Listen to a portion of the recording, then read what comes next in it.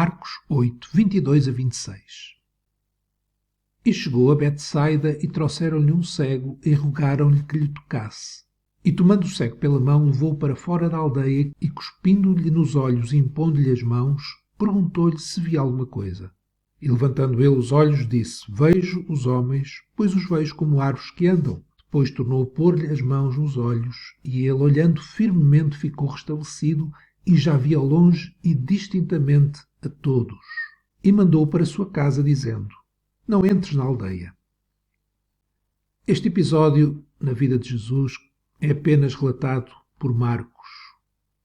E Marcos colocou este episódio entre o que Jesus diz aos discípulos sobre a sua falta de entendimento, que eles não viam, versículo 18, tendes olhos, não vedes, tendo ouvidos, não ouvis, e não vos lembrais.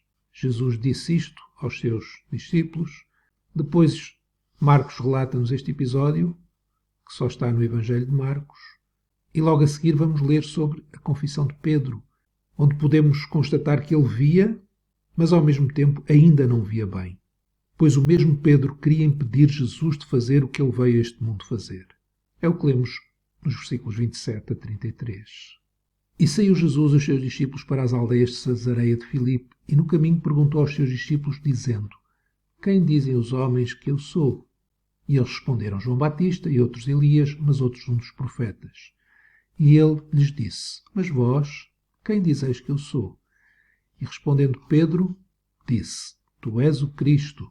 E admoestou-os para que a ninguém dissessem aquilo dele. E começou a ensinar-lhes que importava que o Filho do Homem padecesse muito e fosse rejeitado pelos anciãos e pelos príncipes dos sacerdotes e pelos escribas, e que fosse morto, mas que depois de 3 dias ressuscitaria. E dizia abertamente estas palavras. E Pedro, o mesmo Pedro, tomou-o à parte e começou a repreendê-lo.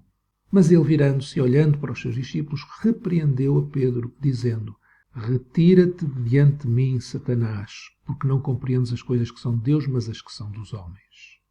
Entre isto que nós lemos aqui nestes versos e o que está antes no verso 18, em que Jesus diz que eles não viam, lhes pergunta: Não vedes, não ouvis? Dando a entender que eles não estavam a entender. Entre estes 2 textos nós lemos o episódio da cura deste cego em Betsaida.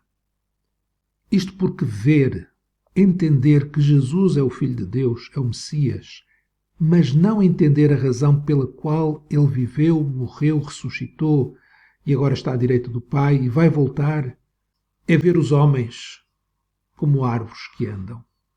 É ainda não ver distintamente, nitidamente, ver ao longe.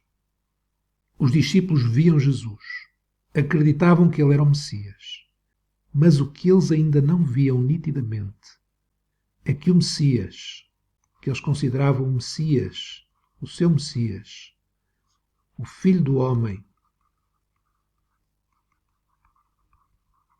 do qual Daniel falou em Daniel 7, 13 e 14, o que os discípulos ainda não viam é que o Messias, o Filho do Homem, ele era também o servo sofredor,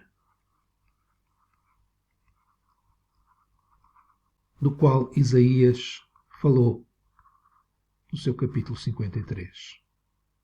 Por isso os discípulos eles estavam como este cego em Betsaida, a quem Jesus, impondo as mãos, perguntou se via alguma coisa. E ele já via alguma coisa. Eles viam alguma coisa. Entendiam que Jesus era o Messias, o Filho do Homem, mas eles ainda não entendiam que Jesus era também o servo sofredor, aquele que ia dar a sua vida. Uma das coisas que podemos não ver nitidamente é o facto de Jesus ter vindo a este mundo para ser a nossa justiça.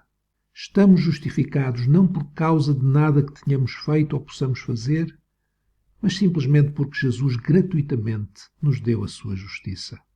Quando entendemos isto, tudo o resto é secundário. Podemos sofrer, podemos até morrer, mas estamos seguros, estamos salvos, perdoados e sem nenhuma condenação no tribunal terrível de Deus, porque estamos em Cristo Jesus. Como o apóstolo Paulo diz em Romanos 8:1, Portanto, agora nenhuma condenação há para os que estão em Cristo Jesus, que não andam segundo a carne, mas segundo o Espírito. Crer em Jesus é crer que Ele é o Cristo, o Messias.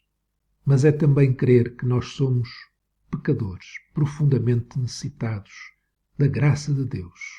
E a única forma de sermos salvos é receber Jesus como aquele que deu a sua vida por nós e nos justificou diante do Pai.